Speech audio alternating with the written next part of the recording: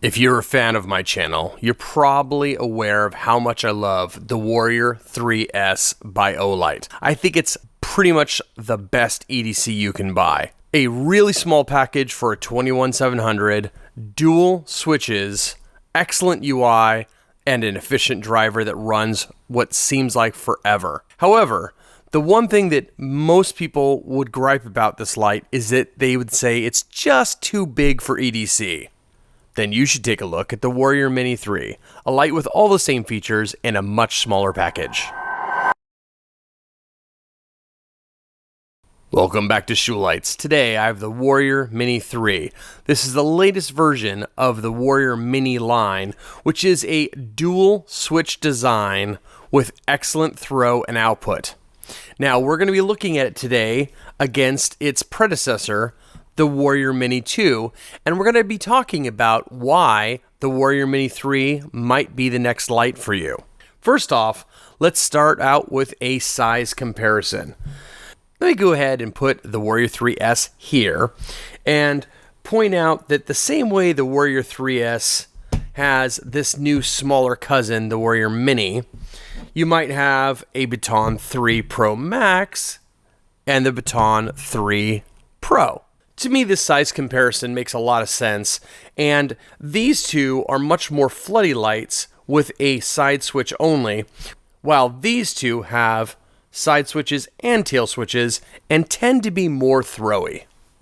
The Warrior 3S and the Baton 3 Pro Max are both 21700 lights, while the Warrior Mini 3 and the Baton 3 Pro are 18650 lights.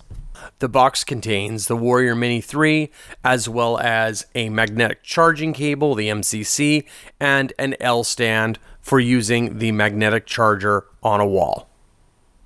Let's do some direct comparisons of the Warrior Mini 2 versus the Warrior Mini 3. You can see that the Warrior Mini 2 is slightly smaller, a little bit smaller on the head here. The switch is coming around the same spot. The tail and the diameter of the tube are very similar. They just reduced some space up here around the head. That becomes more evident when you take a look at it this way, and you can see that the optic is an entirely new optic compared to the Warrior Mini 2. This optic I actually prefer. It's smaller, and yet the hotspot is more concentrated and I think has a better beam. Like the Warrior Mini 2 before it, neither of these lights have glass. They have just the plastic optic underneath the bezel. Now, a lot of people don't like that, but I don't think it's an issue. In fact, I find that it's one less thing to break if you're going to be using this light hard. Now, if you're not going to be using it hard, if you're going to be babying it, there's enough bezel here to prevent any kind of scratching to these optics. So you shouldn't have a scratching problem. But if you were to drop it on the ground really hard or something like that, since there's no glass, it won't crack. And even if you did scratch it, it's not going to affect the beam. You can scratch the heck out of something like this and the beam will be very unaffected. Another difference between the Warrior Mini 2 and the Warrior Mini 3 is they've changed the emitter. In this one, we got the SST40, and the SST40 is a domed emitter, as you can see in the shot. But over here, we got an SFT40, which is a domeless emitter. So the combination of the new optic and the lack of dome is probably what's producing more throw that I'm seeing on this light. We're getting around 7 to 10% more throw for the same lumens. Another significant thing that's changed on the Warrior Mini 2 is the buttons.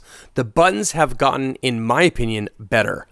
The button on the side is larger and yet more clicky, easier to press. This one's a little more squishy. Also, this one, if you look at the profile, is actually flatter and less likely to rub against something or activate. Whereas this one, if you take a look, it actually kind of sticks above the little tiny flat bezel a little bit. Whereas you can see this one is actually underneath the bezel. Also, this one feels like a hard plastic, while this one is rubberized.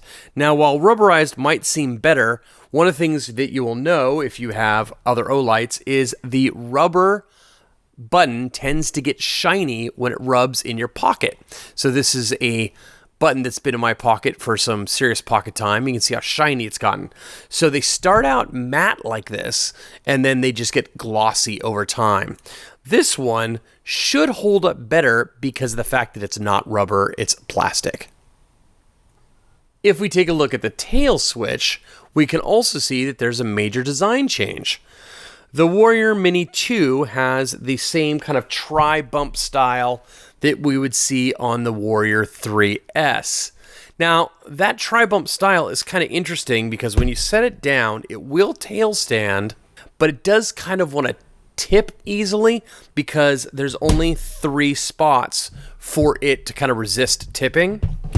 And you notice that the Warrior Mini 2 has that similar design aesthetic, whereas the Warrior Mini 3 is completely flat. Let me go ahead and turn them sideways, and you can see that while the Warrior Mini 2 has the same little spots here, now this is not a button inside a ring. This entire thing is the button, and it tail stands quite well, and it doesn't really want to tip, unlike the tri-point on the Warrior Mini 2, which does wobble more, and this one doesn't. So far I've been talking about how the Warrior Mini 3 has been improved in several ways over its previous version, but here's one thing that might be a problem for some out there, and that is that the clip has been redesigned. Now, the redesign on the clip isn't a big issue for me because I don't mind head-up carries in my pocket. But if you have to have a head-down carry, this could be a big deal for you. On the Warrior Mini 2, you'll see that where the clip attaches can be pulled off, and down here, this can come off, this little lanyard attachment, and you can take the clip and reverse it and shove it here, and then it becomes a clip like you see on my Warrior 3S. So then in this way, you'd be able to pocket it with the head down and a deep carry. However, on the Warrior Mini 3, you'll see that the clip now has this kind of separated design where these two arms kind of slot into these grooves, and these grooves do not exist on the tail. There's just no way to reverse this on this light. So this is the carry you get. This is the only way it's going to work. Now that's very similar to the way it was on the Baton 3 line, but I mean, I don't mind it, but I could see how other people will. Now, I can only guess as to why this design change was made, considering that they already had a design that I think was a little superior. And honestly, it's just guessing on my part, but I think they're trying to get you to do a head-up carry so that you don't burn your pocket. Now, that we're talking about burning pockets, let me talk about the last major upgrade for the Warrior Mini 3 versus the Warrior Mini 2, and that is the bounce sensor. So right here, you can see there is a bounce sensor on the Warrior Mini 2.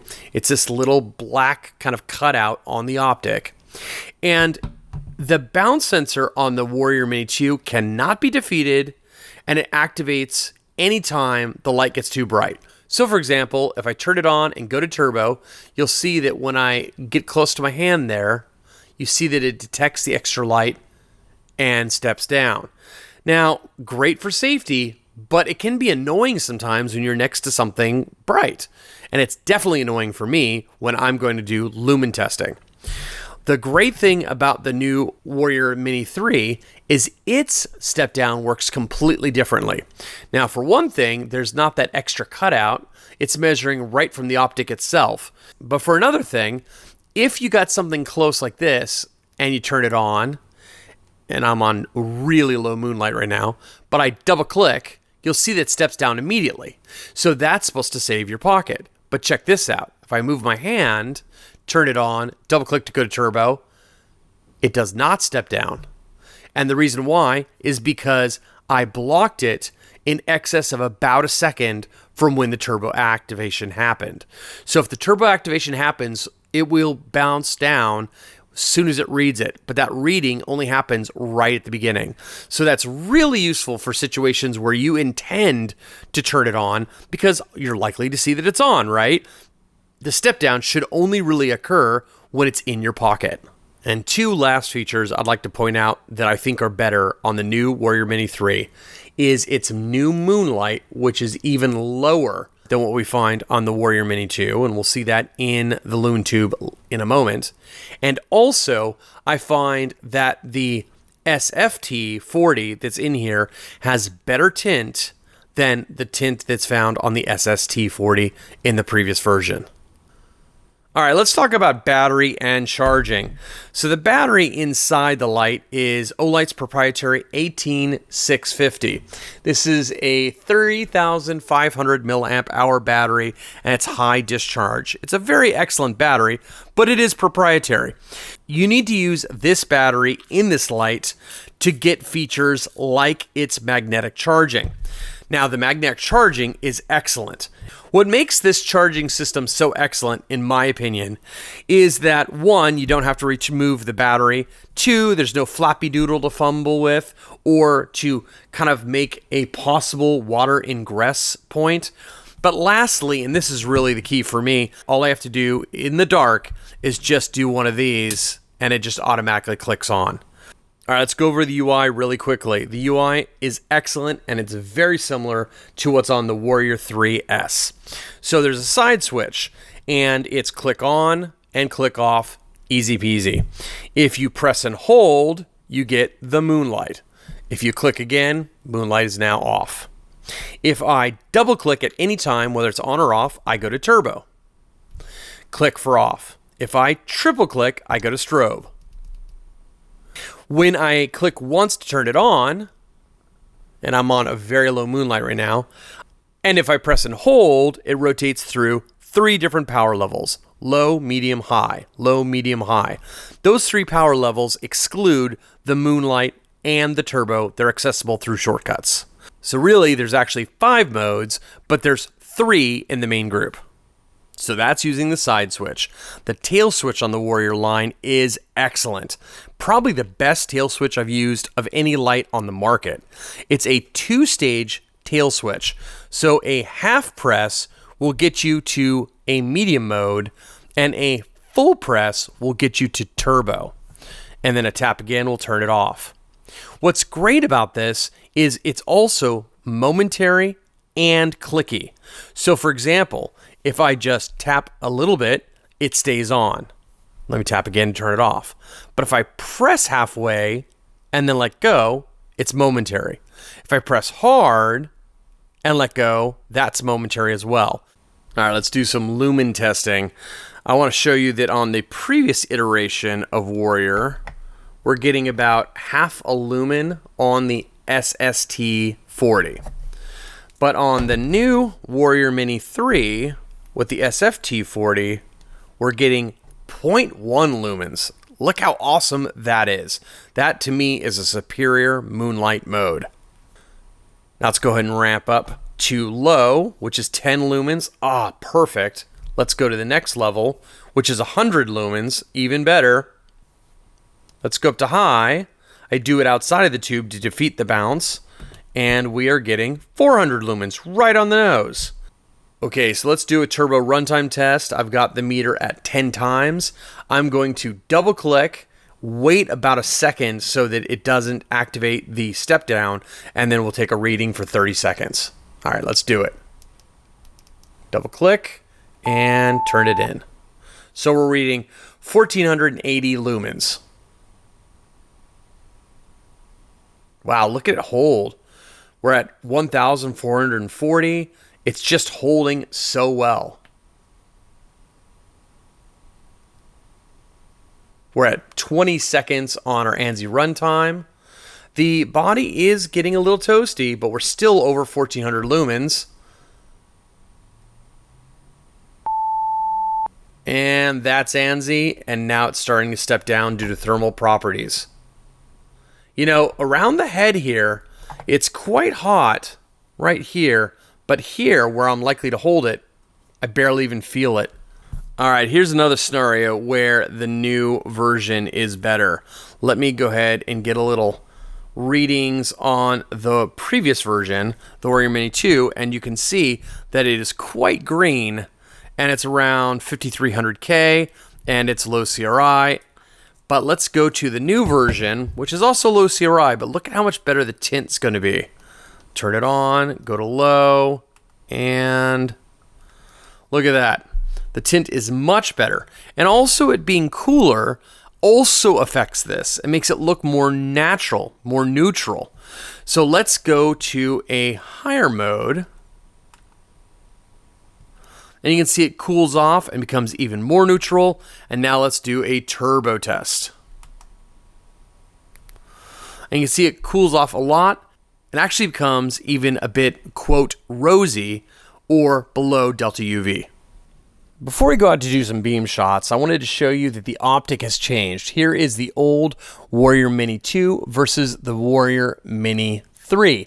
And you can see that the hotspot on the Warrior Mini 3 is smaller and more defined than the hotspot on the Warrior Mini 2. Okay, we're out here and we're gonna compare the Warrior 2 Mini versus the Warrior 3 Mini. So I'll keep the Warrior 2 Mini on the left and I'll keep the Warrior 3 Mini on the right in all these shots. So let's start with the Warrior 2 and I'll turn it on to turbo. That tree right there is 20 meters. The second tree, not this one, but this one is 55 meters right there. And then these in the back are 150 meters. But I don't, well, I'm hitting them a little bit. With my eye, I can tell that I'm barely reaching those trees in the back, but I am definitely not lighting them up, so to speak. Now let's take a look at the Warrior 3 with its improved emitter and optic.